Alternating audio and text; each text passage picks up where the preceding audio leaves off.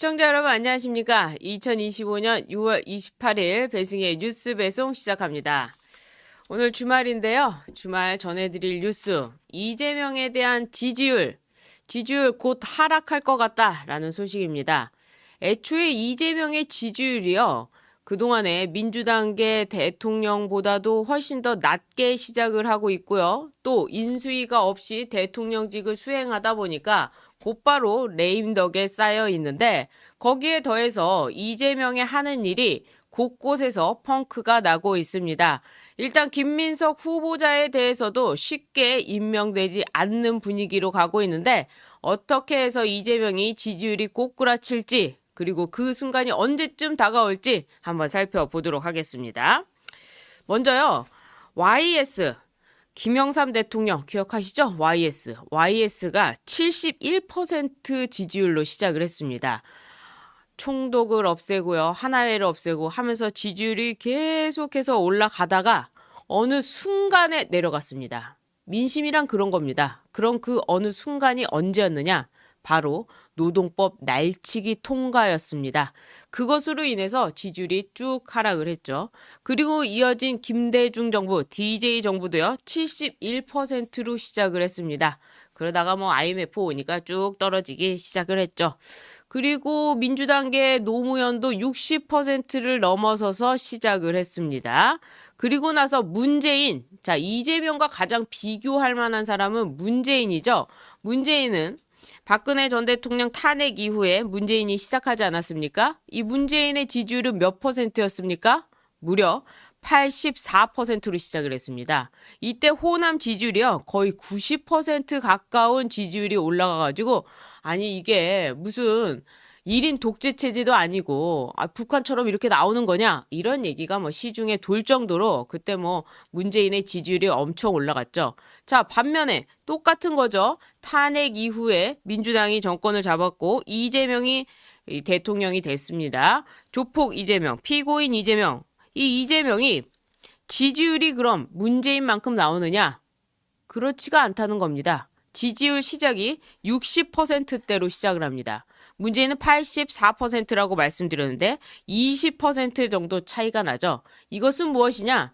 이재명의 지지율이라는 것은 언제든지 무너질 수 있는 것이다.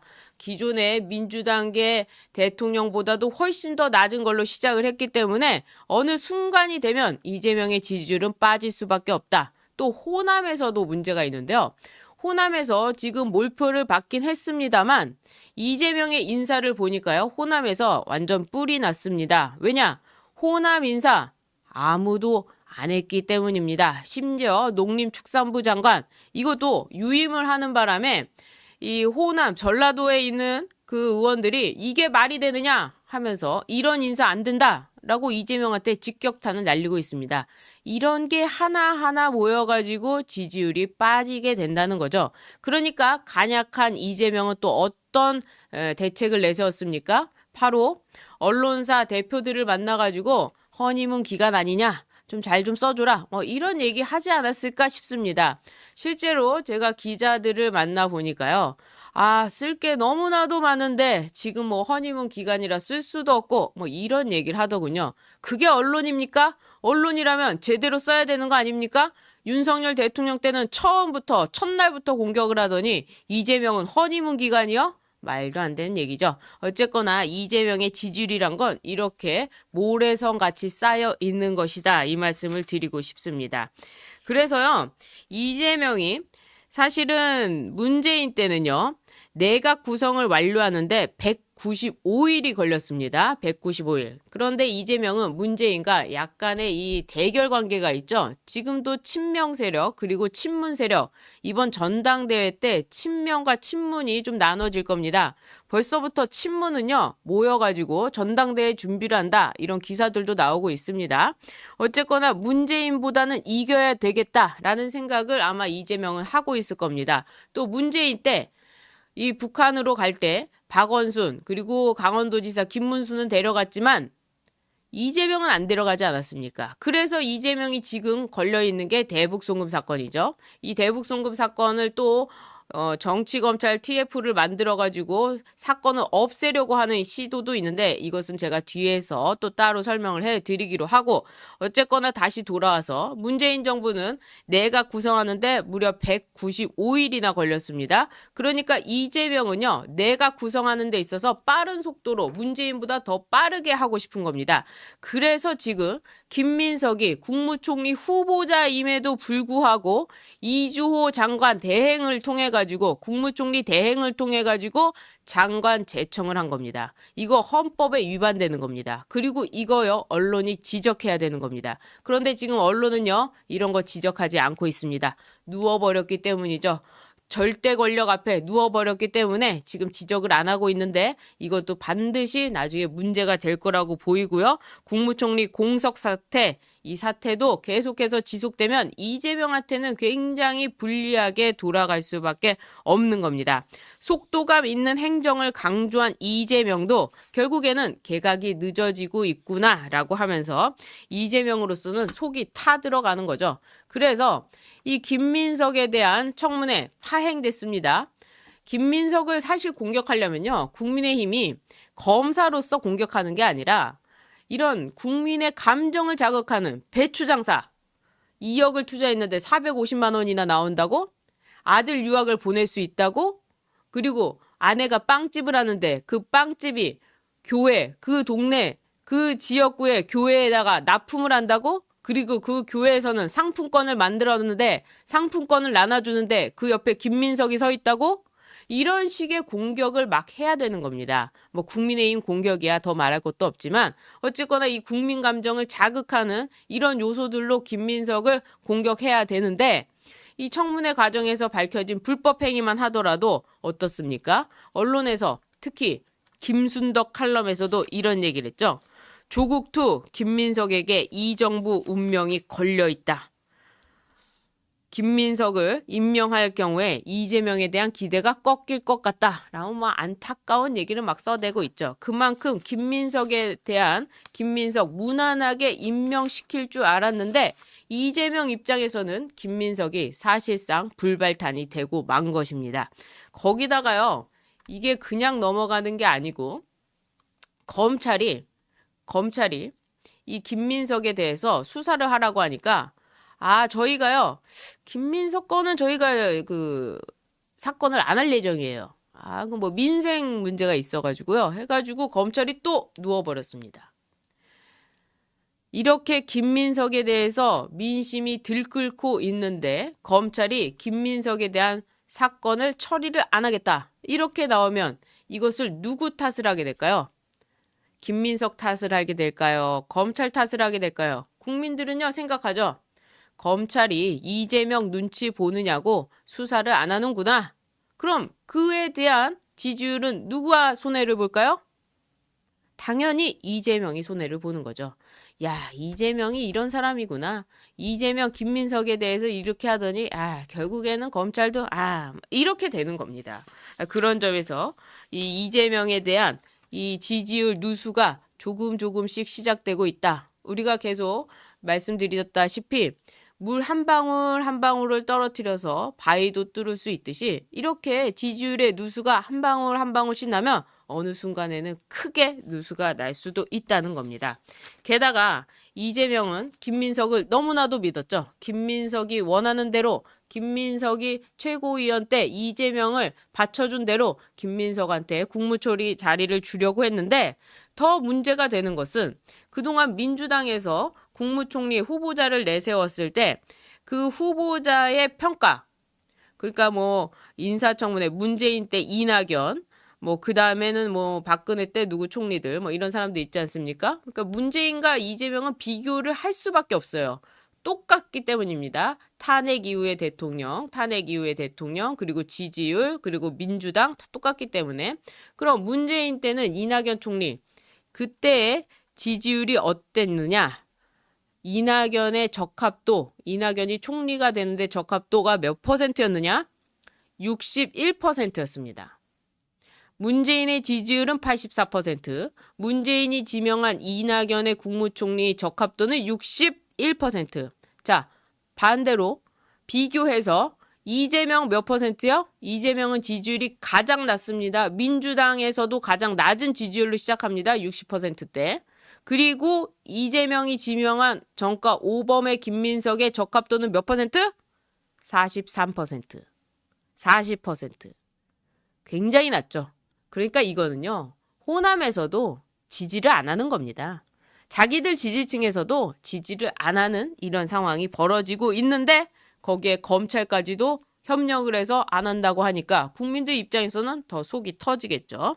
그래서 뭐 좀 얘기가 밖으로 새자면 여야 공의 이런 검찰, 정치 검찰 없애야 되는 거 아니냐 뭐 이런 얘기까지 나오고 있는 거 아닌가 이런 생각이 듭니다. 거기다가요. 학부모 단체들까지 나서가지고 정가 5범위 국무총리 애들이 뭘 배우겠느냐 이렇게 나오고 있습니다. 학부모 단체들이 김민석의 자진 사퇴를 촉구하고 있습니다. 본인 의혹, 김민석 본인 의혹도 모자라가지고 아들의 국제고 편법 입학 의혹까지 받고 있는데 청렴 결백은 바라지도 않는다. 최소한 고위공직자라면 자신과 가족에 대한 의혹만이라도 말끔히 해소돼야 되는 거 아니냐? 공무원 9급 공무원 시험에서 범죄 경력이 있으면 응시조차도 못하는데 어떻게 정가사법 대통령도 모자라서 정가 5범 국무총리라니 이게 지금 대한민국에서 벌어지는 일이 맞느냐? 이렇게 학부모 단체들이 나서고 있습니다. 그러면서 자녀를 위해 이사하고 공공기관 채용을 통해 전학 기반을 마련하고 대학 입시에 이르기까지 아주 매끄럽게 이어지는 이 완벽한 과정을 일반 국민이라면 과연 가능하겠느냐? 유권 무죄, 무권 유죄, 특권을 누리고도 반성하지 않는 나라, 죄를 짓고도 처벌하지 않는 나라, 이게 이재명의 새로운 대한민국이냐? 이렇게 나오고 있다는 거죠. 그런 점에서 이재명의 이 지지율 빠지는 소리가 들리고 있는 겁니다. 김민석으로 인해 가지고 시작이 된다는 거죠. 그리고 국무총리 제청에 있어서 반드시 우리가 지적해야 될 부분, 이거는 언론이 꼭 지적해야 될 부분, 그래서 여러분이 알고 있어야 되는 부분, 국무총리 대행이 제청할 수는 없는 것, 이것도 우리가 알고 있어야 나중에 이재명을 공격할 수가 있는 겁니다. 게다가요, 어제 그 대장동 재판이 있었는데요. 검찰이요, 대장동 본류 사건이라고 불리는 대장동 민간업자들의 뇌물, 배임 혐의 1심 재판에서 유동규 씨에 대해서 징역 7년을 구형했고요. 김만배한테는 징역 12년을 구형을 했습니다. 이걸 보고 많은 사람들이 그렇게 생각을 할 것 같아요. 에? 대장동 본류가 김만배, 유동규요? 검찰이 정신이 있는 거예요? 아니 대장동 본류는 대장동을 도장 찍은 그 사람 아니에요? 그럼 성남시장 아니에요? 라고 할 것 같은데 검찰이 대장동 본류 김만배 징역 12년 그리고 청탁고리의 핵심이라고 하는 유동규 씨를 징역 7년으로 구형을 했습니다. 이 정도라면 피고인 이재명에 대해서도 재판이 계속 진행돼야 하는 것이고요. 그리고 진짜 대장동 본류라고 하는 이재명에 대해서도 재판에서 이 정도의 구형은 나와야 되지 않을까요? 그렇게 생각 드는데 이런 것들이 켜켜이 쌓일 겁니다. 왜냐? 이제는요. 대북 송금 사건과 관련해가지고 새로운 증인이 나타났습니다. 이재명이 대통령이 되니까 배상윤이라는 사람이 나타나가지고 SBS 인터뷰를 통해서 그거 다 만들어낸 거다. 경기도 몰래 내가 쌍방울과 함께 북한에다 돈을 보낸 것이다. 라는 새로운 주장을 했습니다. 과연 이걸 믿을 사람이 있을까 싶은데 아무튼 민주당은 이걸 믿고요.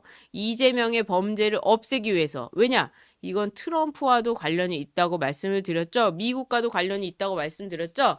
이재명이 트럼프를 못 만나는 이유가 뭡니까? Do you know 이화영? 너 이화영 알고 있어? Do you know 이화영? 이거 끝나는 거 아닙니까? 그러니까 여당이 나서가지고요. 정치, 검찰, 조작 기소, 진상규명 TF라는 걸 또 만들었습니다. 이 사람들은요, 뭐 이런 이름 잘 만들어내요. 그래가지고 또 일사불란하게 뭐 사람이 많으니까 검찰 출신들 쫙 모아가지고 반 검찰 출신들 해서 이 TF를 만들어서 검찰의 수사 조작, 재수사해야 된다. 조작 수사 우기기다. 라고 하면서 이재명은 죄가 없다. 또 이렇게 외치는 겁니다. 이재명이 죄가 없으면 이재명이 형사 재판에 가서 무죄 주장을 하고 그리고 재판 빨리 끝내달라고 하면 되는 거 아닙니까? 대부분의 형사 피고인은요. 형사 재판이 시작되기 전부터도 저는 무죄다라고 주장을 하면 끝까지 가서 무죄 받을 때까지 재판에 끊임없이 참석하고 재판에 끊임없이 자료를 제출합니다. 이렇게 대통령이 되겠다고 나오는 사람이 없습니다. 지금 대한민국 어떻게 돼 있습니까? 요즘 애들이요. 야, 범죄 지었어? 야, 뭐 사고 났어? 야, 그럼 빨리 지금부터 정치한다고 해. 그러면은 정치한다고 하면은 바로 그냥 프리패스야. 야당 대표하고 그리고 국회의원 되고 그다음에 대통령 선거 나간다고 하면 수사 안 해. 이게 지금 아이들의 농담입니다. 이런 현실을 만들어 놓고 누가 누구한테 이렇게 하는지 모르겠어요. 바로 이런 것들이 권력의 지지율의 누수가 된다는 것라고 말씀을 드리고 싶습니다. 대북송금 사건 없애려고 하면 할수록 오히려 대북송금 사건은 더 드러나게 될 것이다. 그래서 저는 지금 걱정되는 것이 이화영의 안전이 걱정된다. 이화영이 지금 감옥에 있는데 이화영의 감옥살이 과연 어떻게 될 것인가? 그런 점에서 이화영 걱정이 됩니다. 사면을 안 해줄 것 같기도 한데 아무튼 그건 지켜보도록 하고요. 그리고 또 있습니다. 이재명이 대선 기간 때 내세운 재생에너지 고속도로가 있습니다. 지금 뭐 환경부 장관이 나와가지고 원전보다도 재생에너지를 더 우선시하겠다. 이재명이 체코에 잭팟을 터뜨렸다, 원전 수출했다 해놓고는 우리나라의 환경부 장관을 재생에너지로 쓰겠다는 사람을 갖다 놨습니다. 엉망진창이라는 거죠. 문재인과 똑같다는 거죠. 그런데 더 중요한 게 있습니다. 이 재생에너지가 어떻게 되는 거냐? 재생에너지 고속도로에 쓰이는 그 기계들이 전부 중국산이라는 겁니다. 그래서 이 생태계가 몽땅 중국산이라는 건데 그럼 또 중국과 연결돼 있는 거 아니냐? 또 친중 아니냐? 이렇게 나올 수 있는 거죠. 지금 대한민국의 친중 일반 사람들은 별로 안 좋아하기 때문에 이것도 지지율 하락의 원인이 될 수가 있다는 겁니다. 게다가요, 가장 문제가 되는 거, 지금 막 은행에서 난리가 났죠? 지금 부동산 값 올라가고 있습니다. 이재명이 대통령이 된다고 하니까 막 부동산 값이 올라가가지고 이재명이 그동안 뭐라고 했느냐? 이재명 정부에서는 문재인 때처럼 그렇게 안 하겠다. 그리고 세금 올리지 않겠다. 건들지 않겠다. 부동산 좀 놔두겠다 했는데 어제 갑자기 대출 규제를 했습니다. 6억 이상 대출 못 해준다. 집 살 때 6억 이상 대출 못 해준다. 갑자기 발표를 했어요. 이 부동산 문제를. 그래서 이 점심 때부터 은행 창구에 사람들이 몰려가가지고 야 이거 지금 나 대출 못 받는 거냐? 그럼 어떻게 되는 거냐? 계약하는 거 어떻게 되는 거냐부터 시작해서 난리가 났습니다.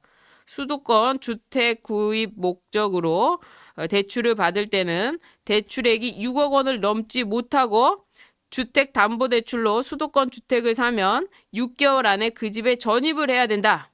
이게 이재명 정부의 첫 부동산 대책 발표였습니다. 심지어 금융위원회가 기획재정부, 국토교통부 장관 등 기관 합동으로 긴급 가계부채 점검회의를 열어서 발표한 내용입니다.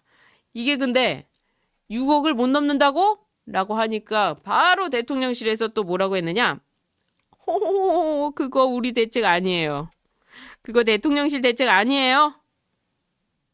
이렇게 나왔습니다. 지금 장난하는 겁니까? 서민들은요, 대출에 민감합니다. 집 하나 얻기 위해서 지금 집이 계속 올라가고 있으니까 지금이라도 영끌해서 사야 되는 거 아니냐? 이런 걱정이 많은데, 우리 그거 아니에요. 우리 대책 아니에요. 아우, 이게 뭐 하는 겁니까? 이게 가장 뼈아픈 권력 누수, 그 지지율 누수가 될 것이다. 저는 이렇게 보고 있습니다. 정부가 발표하고 이를 부인하고 그리고 대통령실은 이제서야 소통하고 있다라고 했는데 정부의 첫 부동산 대책을 두고 대통령실이 자신들의 대책이 아니라고 하는 것, 이걸 납득할 국민이 있을까요? 모르겠습니다. 무지성으로 이 이재명을 지지하는 그 집단이 있습니다. 개딸뿐만 아니라 연령층으로도 그 집단, 그 밑에 있는 30, 20, 40, 이 사람들이 가장 싫어하는 그 집단에서는 이재명 잘하고 있어 할지 모르겠지만 많은 서민들과 국민들은 울분을 터뜨리고 있습니다. 당장에 집 계약해야 되는데 집 계약하고 왔는데 6억 원밖에 안 해준다고? 이런 말도 안 되는 정책이 있느냐 할 것입니다. 그런 점에서 또 민주당이 이 부동산 폭등을 두고 윤석열과 오세훈의 부동산 정책 결과이다. 이렇게 또 남탓을 하고 있는데 그놈의 남탓 문재인 5년 내내 들었었죠. 그래서 국민들은 이미 다 경험을 해봤습니다. 그래서 이재명의 지지율이라는 것도 크게 반등하지도 못할 뿐만 아니라 내려가는 일만 남았다. 그런 점에서 여러분 우리가 힘을 내가지고요. 계속해서 이런 소식을 알려야 된다고 저는 생각을 합니다. 뉴스 안 들으겠다, 보지도 않겠다 하시는 분들 굉장히 많은 거 저도 알고 있습니다. 그래도 뉴스 하나 들어야 된다면 꼭 제 방송 꼭 들어주시고 그리고 여러분들께 희망찬 뉴스 계속해서 전달해 드리도록 하겠습니다. 나가시기 전에요. 구독 버튼 눌러주시고 좋아요 버튼, 응원의 댓글도 많이 남겨주시길 부탁드립니다. 이재명의 지지율, 우리가 물 한 방울 한 방울씩 해서 그 바위를 없애버리자라는 말씀 드리고 싶네요. 저는 다시 2부에서 뵙도록 하겠습니다. 시청해주신 여러분 고맙습니다. 시청자 여러분 안녕하십니까? 2025년 6월 28일 배승희의 뉴스 배송 시작합니다. 지금 국민의힘은요 전열을 가다듬지 못하고 우왕좌왕하고 있죠. 사실 그러는 와중에도 싸우는 사람들이 있습니다. 나경원 의원도 지금 국회에서 김민석 사퇴를 촉구하는 농성을 하고 있고요. 또 윤상현 의원들을 비롯해서 국회의장을 만나러 가기도 하고 또 국회의원은 아니지만 방통위원장 이진숙 방통위원장이 국회에서 최민희 가방위원장이랑 굉장히 심하게 고성을 하면서 끝까지 지지하는 모습을 보여주고 있습니다. 이진숙 방통위원장이야 대통령 앞에서도 할 말을 다 하기 때문에 이진숙 방통위원장 정말 열심히 투쟁하고 있는데요. 이러는 와중에 도대체 국민의힘의 비대위원장은 뭘 하고 있느냐? 이제 임기가 한 이틀, 3일밖에 남지 않았는데 비대위원장은요 전국 투어 중입니다. 김용태 비대위원장 오세훈 만나고요. 또 이준석 만나고요. 그리고 김종인 얘기하고요. 그리고 홍준표 얘기까지. 이런 사람들 다 공통점이 있죠. 바로 명태균과 관련이 있습니다. 그리고 또 입으로만 말하는 행동하지 않는 보수. 이렇게 말할 수 있을 것 같아요. 중도 타령만 하는 보수. 중도라는 건 정책을 가지고 중도를 가지고 오는 거죠. 그런데 이 사람들이 가지고 있는 정말 자유우파에 있는 그런 이념은 무엇이냐? 그게 안 보인다는 겁니다. 그러니까 이런 행동을 하고 있는 거 아니냐 생각이 드는데 지금 대여 공세를 하고 있는 이 국민의힘을 다지고 그리고 으쌰으쌰 해가지고 총 공격을 해야 되는데 김용태 비대위원장은 혼자 어디 충남 공주에 가서 홍수 대책 브리핑을 받기도 하고요. 그리고 또 울산에서 현대자동차 울산 공장을 방문하고 울산시장을 면담하고요. 또 강원도를 방문해서 김진태 강원도지사를 면담하고 강원도 언론과 기자간담회를 하고요. 그런데 이런 일정들이 전부 이 원내대표와는 조율되지 않은 것으로 알고 있습니다. 그래서 당 내에서도 이런 뜬금포 지방 일정을 왜 하느냐? 그래서 당에서도 이 김 위원장을 바라보는 시선이 곱지 않다고 합니다. 게다가 김용태가 지금 이 지방 투어를 하면서 매주 월요일 수요일, 금요일에 열리는 이 비상대책위원회 회의를 열지 않고 있다고 합니다. 그러니까 당 정책위 의장, 사무총장이 모두 공석인 상황에서 비대위원장까지 밖으로 돌면서 국민의힘 내부 결속이 이루어지고 있지 않은 셈이죠. 이러는 와중에 어떤 일이 오늘 벌어지고 있느냐? 바로 특검, 내란 특검, 조은석 특검이요. 윤석열 대통령을 조사하기 시작했습니다. 비공개로 소환하라. 조국 때요. 조국 수사할 때 조국이 자신이 형사소송법, 형사 검찰 규칙을 바꿔가면서 비공개로 소환해야 된다. 피의자의 인권을 보호해야 된다. 문재인 정부 때 만들어 놓고는 지금 조은석 특검은요. 혹시라도 윤석열 대통령이 지하로 들어갈까봐 그 지하에 차들을 세워놓고 다 막아놨다고 합니다. 서울 고검 측에서 특검팀 요청에 따라서 오전 8시쯤 지하 주차장으로 연결되는 통로에 철제 플라스틱 바리바게트를 세워서 차량 출입을 막고요. 거기다 경찰 기동대 480여 명 그리고 대통령 경호처 직원들까지 이 대통령 경호처 직원들은 이재명이죠. 직원들까지 배치를 했습니다. 그러니까 이건 아주 못된 행동이죠. 이 망신주기도 망신주기지만 이것을 계속해서 언론의 포토라인에 세워가지고 지방선거까지 이어가겠다라는 아주 불순한 의도가 숨어 있는 것이죠. 그리고 선거에 이용하겠다는 거죠. 그러면서 기자들은 또 어떻게 달려드느냐? 기자들은 윤석열 대통령을 향해 가지고 기분 나쁜 질문을 하는 겁니다. MBC부터 시작해가지고 얼마나 많은 그 언론이 있었습니까? 이런 사람들이 뭐 MBC를 특정하는 건 아니지만 이런 언론들이 그렇게 물어볼 거 아닙니까? 조은석을 8년 만에 피의자 신문으로 만났는데 어떻게 보세요? 지하 주차장으로 들어가지 않은 이유 뭐가 있습니까? 이번에도 진술 거부권을 행사하실 겁니까? 라고 하면서 전직 대통령을 깔아뭉개는 이런 언론 보도가 이어지고 있는 거죠. 결국 포토라인에 쓰게 했습니다. 그런데 윤석열 대통령은요. 이렇게 얘기를 했어요. 이 조은석 특별검사팀을 향해 가지고요. 법령과 적법 절차를 위반해서 폭주하는 특검은 법위에 존재하는 것이냐? 결국 특별검사도 검사일 뿐이다. 말장난과 존재하지 않는 사실로 전직 대통령을 소환하여 조사하겠다는 것은 수사가 아니라 조작을 하겠다는 것과 다르지 않다. 결국 정치적 선동이자 여론몰이다. 문재인 정부가 폐지한 포토라인과 유사한 공개 소환 방식을 강요하고 있는데 특검이 자극적인 사진 한 장으로 마무리하려고 한다. 특검이 윤석열 대통령에 대해 수사하고자 하는 것은 내란죄가 아니기 때문에 전 국민이 피해자라는 말 역시 성립할 수가 없다. 조작 시도에 대해서는 명백히 지적하겠다. 그리고 특검 니들 논란을 불러일으키지 말고 특검 본연의 자세로 돌아가라. 이렇게 얘기했습니다.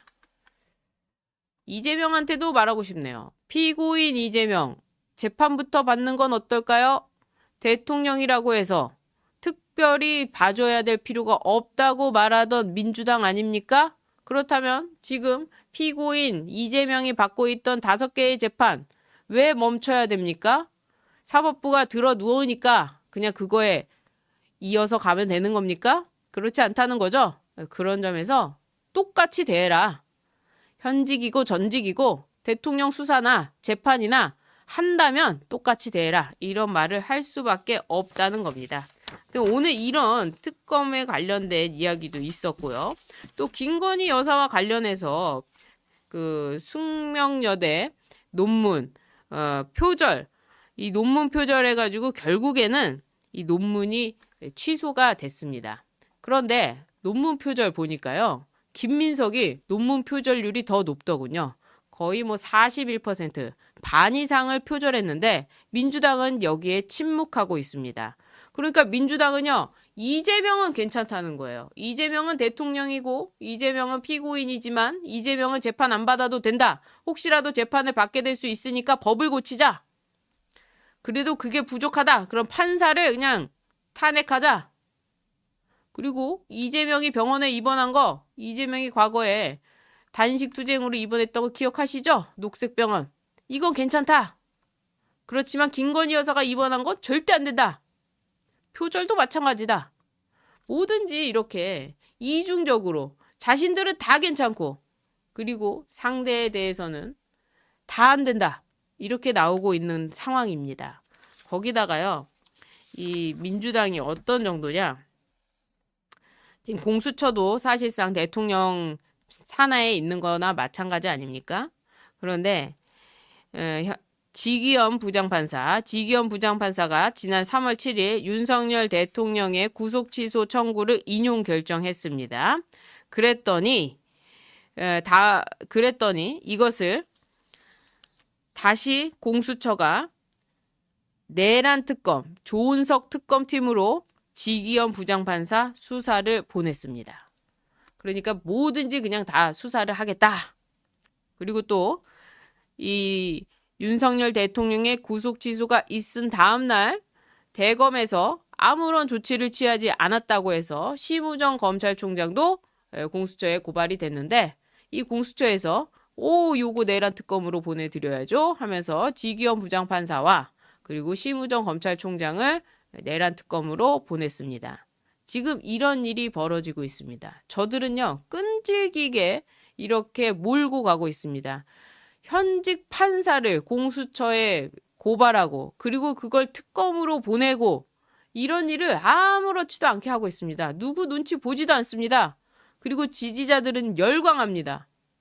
더 보내야 된다. 더 보내야 된다. 이러고 있는 겁니다. 그럼 국민의힘에서 어떻게 해야 될까요? 자, 개혁신당도 마찬가지죠. 개혁신당 여당입니까? 야당입니다. 진보당 여당입니까? 야당입니다. 민주노동당이요? 야당입니다. 야당은 뭐 해야 됩니까? 여당의 이런 폭주에 한마디 말이라도 해야 되는데 특히 제1야당이 제일 나서서 그렇게 해야 되는 거 아닙니까? 그런데 지금 비대위원장 뭐 하고 있다고요? 전국 투어 다니면서 대표 놀이하고 있다는 겁니다. 과거에 이준석이 대선 때 제주도 가고 울산 가고 뭐 놀러 갔던 거 막 그런 거나 비교가 됩니다. 지금 상황이 이렇게 심각하게 흘러가고 있습니다. 또 하나 있습니다. 저는 뭐 이 사람에 대해서는 할 말이 없는데 특히 조희대 고발 사건 공수처에 조희대 대법원장에 대해서도 직권남용 혐의로 고발이 되어 있습니다. 이 조희대 대법원장이 결국에는 또 내란 특검으로 사건을 이첩당했습니다. 그러니까 공수처는요, 무조건 오면 이와 관련돼서 모든 것을 지금 내란 특검 조은석한테 보내고 있습니다. 그래서 조은석이 손에 칼자루를 쥐고 막 흔들어대는 겁니다.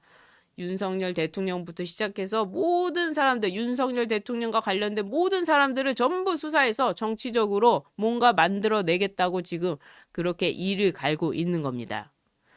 특검은요, 정치 특검이기 때문에 뭐든지 만들어냅니다. 뭐가 됐든 만들어냅니다. 만들어낼 수 없으면 이렇게 포토라인이라도 세워가지고 국민들한테 각인시킵니다. 사진 한 장이 얼마나 중요합니까?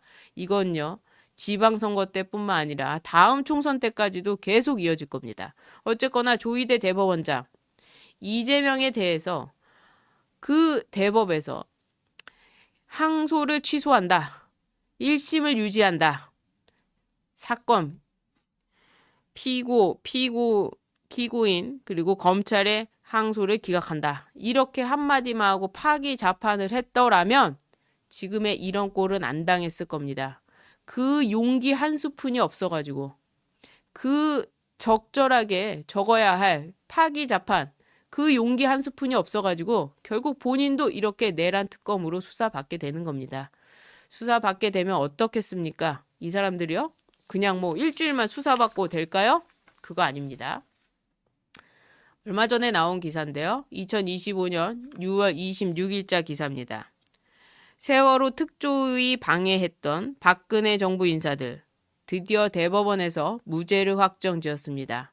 2025년 6월 26일 기사입니다. 이게 언제적 일입니까? 2015년부터 지금 거의 10년간을 이 사람들 수사받고요. 재판받고요. 또 수사받고요. 재판받았습니다. 저 사람들은요. 끊임없이 지금 10년을 저렇게 했습니다. 이 사람들한테 누가 우리가 관심이나 가졌습니까? 이 박근혜 정부 인사들에 대해서 누가 하나 손잡아 줬습니까? 그 사람들 손 묻으면 안 돼 하면서 다 무시했던 거 아닙니까? 그런데 민주당은요. 저렇게 특검했다, 특조위 만들었다, 무슨 조 만들었다, 뭐 만들었다 해가지고 수사 결국에는 재판 1, 2심에서 전원 무죄를 선고했음에도 불구하고 다시 외부 위원들로 구성된 상고심의위원회, 검찰에서 상고심의위원회, 시민단체들로 사실상 이루어진 상고심의위원회를 만들어가지고 다시 상고시켜가지고 대법원까지 가게 하는 이런 일을 지금 벌이고 있습니다. 자, 이 내란 특검이요. 1월이란 보장, 이렇게 하지 않으리라는 보장 없습니다. 10년은 끌어갈 겁니다. 10년은 끌어간다. 결국에는 지금 국민의힘이 제1야당으로서 국민의힘 이름도 바꿔야 되죠. 국민의힘 사람들도 다 바꿔야 되죠. 거기에 투쟁력 있는 사람들로 다 바꿔야 되죠. 야당이 개편돼야 되겠죠. 저도 거기에 동의합니다. 그래서 제1야당이라고 하는 새로운 야당이 이 고리를 끊어내야 된다. 이 말씀을 드리고 싶습니다. 이렇게 끈질깁니다. 저들은 이렇게 끈질깁니다. 그래서 싸워야 되는데 지금 한심하게 오세훈은 이준석과 합당을 해야 된다. 이준석 지방선거에 들어오라. 이런 얘기나 하고 있고요. 홍준표는 국민의힘 망해라. 저주를 퍼붓고 있고요. 그리고 김용태는 돌아다니고 있습니다. 이런 와중에도 국민의힘 내부에서 나경원 의원이요. 철야 농성을 하고 있습니다. 나경원 의원이 김민석 지명 철회, 법사위원장 반환 촉구, 철야 농성을 하고 있습니다. 이 나경원 의원뿐만 아니라 지금 보면은요. 의원들이 돌아가면서 묻지마식 의회폭주, 민주당식 협치 파괴 해가지고 상임위원장 강행철이 규탄대회 이래서 지금 국민의힘 일부 정말 싸울 수 있는 야당을 해봤던 국민의힘 의원들이 이렇게 나서고 있습니다. 여성 혼자도 이렇게 나서는데 도대체 국민의힘 영남 의원들, 대구 경북 의원들 뭐 하고 있습니까? 윤통한테 그렇게 자리 받아가지고 윤통 이제 나가니까 나 몰라라 하면서 그냥 지역구 돌아다니면서 다음 공천 받아가지고 배진 한번 더 해먹어야지 이런 생각하고 있습니까?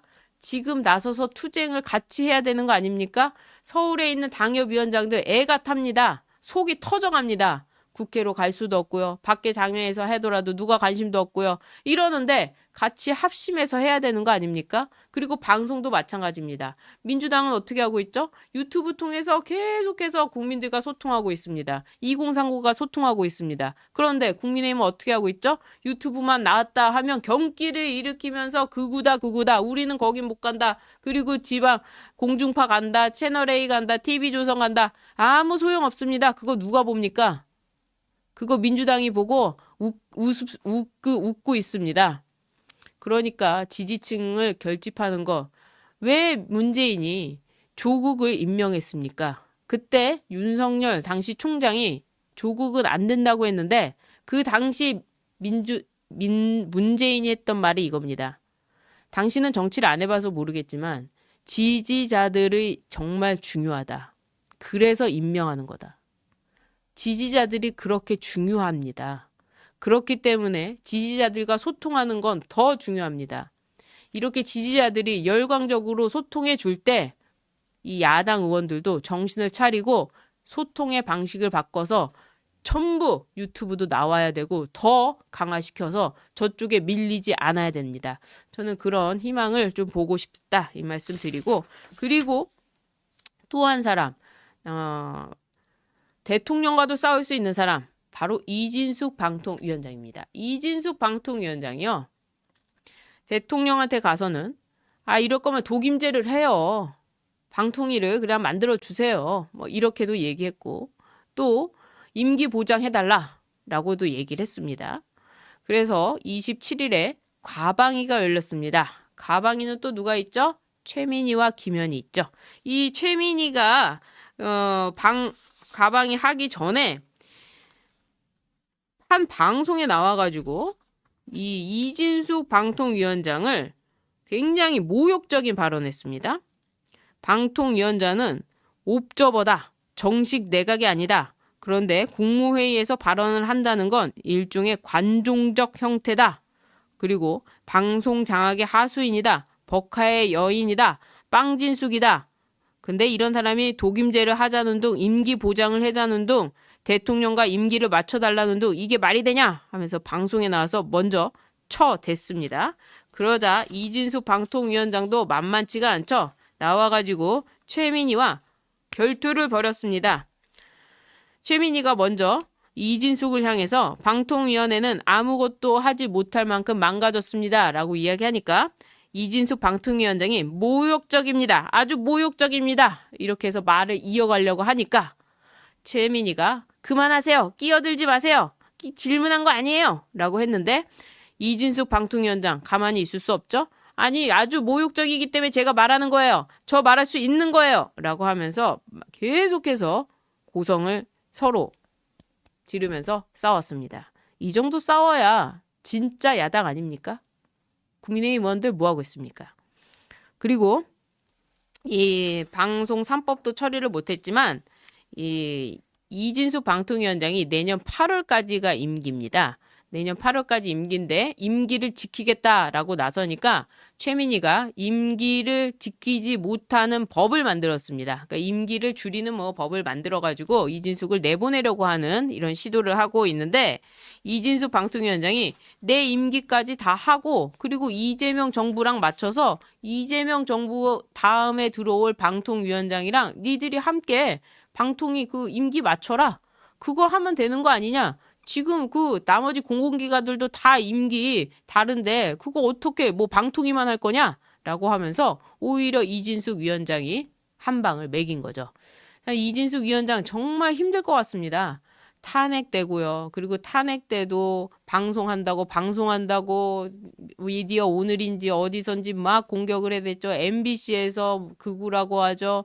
그리고 가방이 나가면 최민희가 저 난리를 치죠. 이재명 만나면 대통령이라고 저 윽박이나 지르죠. 이런 식으로 하고 있지 않습니까? 그런데 얼마나 그 여성으로서 저 자리에 가서 앉아서 이 마음을 다스리면서 그렇게 얘기하는 거, 이 자체가 얼마나 힘든 일이겠습니까? 그래서 우리가 이런 사람들을 응원해야 됩니다. 우리가 뉴스를 안 보고 관심을 안 가질 게 아니라 우리가 이런 사람들을 끝까지 응원하고요. 그리고 우리가 말씀드렸다시피 조금씩 우리가 더해서 힘을 내가지고 이 선거 믿을 수 없던 선거 아닙니까? 이거 깨 부셔야 된다. 말씀드리고 싶습니다. 오늘 뉴욕에서도 그 부정선거와 관련된 그런 광고판이 되기도 하고 했다고 하는데요. 자세한 소식도 제가 다시 한번 전해드리기로 하고 선거에서 이기고 투표에서 이기고 개표에서 졌다. 이거 있을 수 없는 일입니다. 본투표 이기고 사전투표 진다. 있을 수 없는 일이죠. 무언가 정말 개혁이 필요한 시점이 오고 있습니다. 국민들이 부글부글 끓고 있습니다. 그 시점이 올 때까지 저도 열심히 여러분들께 뉴스 전달해 드릴 테니까요. 뉴스 하나 꼭 보신다면 제 뉴스 구독해서 꼭 봐주시기를 부탁드립니다. 나가시기 전에 구독 버튼 눌러주시고 좋아요 버튼, 응원의 댓글도 많이 남겨주시길 부탁드립니다. 시청해주신 여러분 고맙습니다.